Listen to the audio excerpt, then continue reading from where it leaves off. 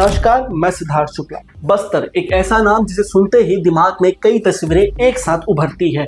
घने जंगलों की सनसनाहट, पहाड़ों के बीच छुपी रहस्यमयी कहानियां, आदिवासी जीवन की सरलता और कहीं न कहीं एक अनजान सा डर।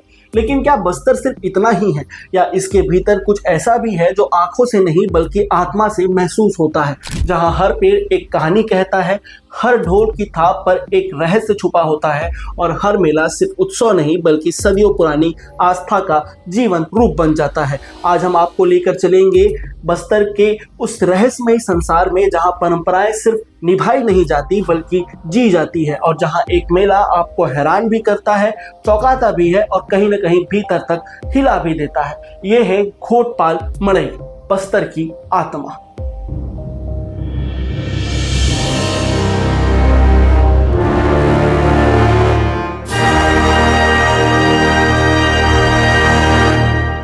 दक्षिण बस्तर के दंतेवाड़ा क्षेत्र में लगने वाला घोटपाल मेला नाम सुनने में जितना साधारण लगता है, असल में उतना ही असाधारण है। ये कोई सामान्य मेला नहीं बल्कि देवताओं का मिलन है। एक ऐसा अवसर जब उसेंडी तांदो देव और उनके परिजन देव दूर दूर के गांवों से एक साथ एक स्थान पर एकत्रित होते हैं। मसेनार, बिंजाम, कुहचेपाल, कोर्लापाल, तारलापाल और कटुलनार जैसे गांवों से देवी देवताओं का आगमन जैसे धरती पर देवलोक उतर आया हो। मान्यता है कि यहाँ सिर्फ एक आयोजन नहीं बल्कि एक पवित्र मिलन है, जहाँ देवता भी रिश्तों को निभाने आते हैं, जहाँ बिछड़े हुए देव परिवार एक दूसरे से मिलते हैं और इस मिलन का साक्षी बनता है पूरा बस्तर। मेला शुरू होने के कई दिन पहले ही माहौल बदलने लगता है। शाम होते ही गांवों में ढोल बजने लगते हैं, एक खास लय, एक खास धुन, जिससे सुनते ही लगता है कि जैसे कोई अदृश्य शक्ति जाग रही हो।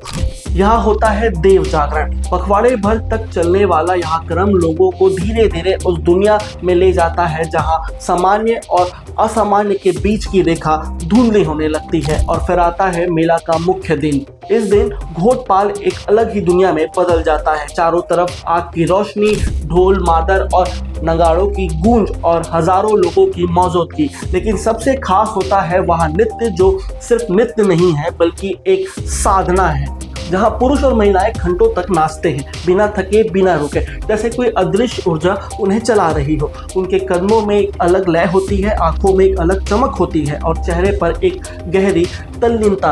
यहाँ मनोरंजन नहीं होता, यहाँ होता है देव आराधना। लेकिन इसी नृत्य के बीच अचानक कुछ ऐसे लोग होते हैं जो पहली बार इसे देखें तो अंदर तक झकझोर जाते हैं। भीड़ के बीच से कोई व्यक्ति अचानक अलग हो जाता है, उसकी चाल बदल जाती है, उसकी आवाज बदल जाती है, वह जोर जोर से बोलने लगता है, कभी हंसता है, कभी चिल्लाता है और फिर अचानक तेज गति से नाचने लगता है, जैसे वह अब खुद नहीं रहा, जैसे कोई और उसके भीतर आ गया हो। स्थानीय लोग कहते हैं कि उस पे देव वास कर रहे हैं। यहाँ वो क्षण होता है जब आस्था अपने चरम पर होती है, जब गुनिया, पुजारी या देवगुड़ी के लोग देवी देवताओं का माध्यम बन जाते हैं। उनके लिए यहाँ कोई रहस्य नहीं बल्कि एक सच्चा और पवित्र अनुभव है। वे मानते हैं कि उस समय देवी देवता स्वयं उनके शरीर में प्रवेश करते हैं। लेकिन अगर आप पहली बार इसे देखें तो शायद आपके मन में सवाल उठे, क्या सच में ऐसा होता है या सिर्फ ये जो है वो एक भावनात्मक अवस्था है, एक ट्रांस, एक ऐसी मानसिक स्थिति जहां इंसान खुद को भूल जाता है। ढोल की लगातार गूंज, नृत्य की लय और वातावरण में भरी आस्था, यहाँ सब मिलकर एक ऐसा माहौल बनाती है जहाँ व्यक्ति धीरे धीरे एक अलग ही दुनिया में चला जाता है। एक ऐसी स्थिति जहाँ दर्द, डर और तर्क सब पीछे छूट जाते हैं। और इसी स्थिति में होता है घोटपाल मड़ई का सबसे रहस्यमयी और चौंकाने वाला दृश्य। कुछ लोग अपने हाथों में चाबुक लेते हैं और फिर बिना किसी हिचक के खुद को मारना शुरू कर देते हैं। चाबुक की आवाज और उस व्यक्ति के चेहरे पर एक अजीब सी शांति होती है। यह दृश्य किसी भी बाहरी व्यक्ति को अंदर तक हिला सकता है, लेकिन स्थानीय लोगों के लिए यह एक सामान्य बात है, क्योंकि वे इसे दर्द नहीं बल्कि भक्ति मानते हैं। उनके अनुसार उस समय व्यक्ति खुद नहीं होता, वह देवी या देवता का माध्यम होता है और इसलिए उसे दर्द महसूस नहीं होता। यह एक तरह की तपस्या है, यह एक तरह का समर्पण है, यह एक तरह का विश्वास है। वैज्ञानिक दृष्टिकोण से देखें तो इसे एक गहरी ट्रांस अवस्था कहा जा सकता है, जहां शरीर की संवेदनाएं कम हो जाती है। लेकिन बस्तर के लोगों के लिए यह सिर्फ विज्ञान नहीं बल्कि उनकी आस्था का हिस्सा है और यही आस्था इस मेले को और भी रहस्यमय बना देती है।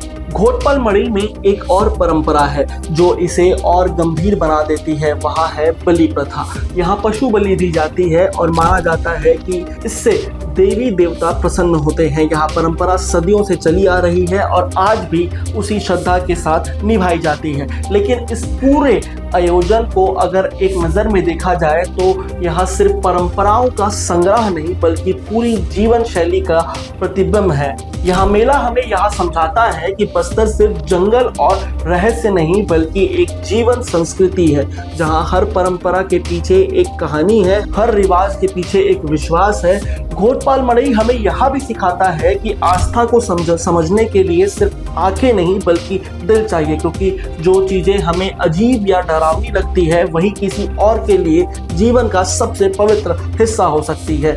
यहाँ का हर दृश्य, हर ध्वनि, हर परंपरा हमें एक नई सोच देती है, एक नया नजरिया देती है और शायद यही बस्तर की असली खूबसूरती है। एक ऐसी खूबसूरती जो सिर्फ देखने से नहीं बल्कि महसूस करने से समझ आती है। तो अगली बार जब आप बस्तर का नाम सुने तो सिर्फ जंगल, पहाड़ या खूबसूरती के बारे में ना सोचे बल्कि उस संस्कृति के बारे में सोचे जो सदियों से जिंदा है, जो हर साल घोटपाल मड़ई में सांस लेती है और जो हमें यहाँ सिखाती है कि परंपराएं सिर्फ अतीत नहीं बल्कि वर्तमान और भविष्य की भी पहचान होती है। बस्तर जहाँ रहस्य है, आस्था है और सबसे बढ़कर एक ऐसी संस्कृति है जो दिल को छू जाती है।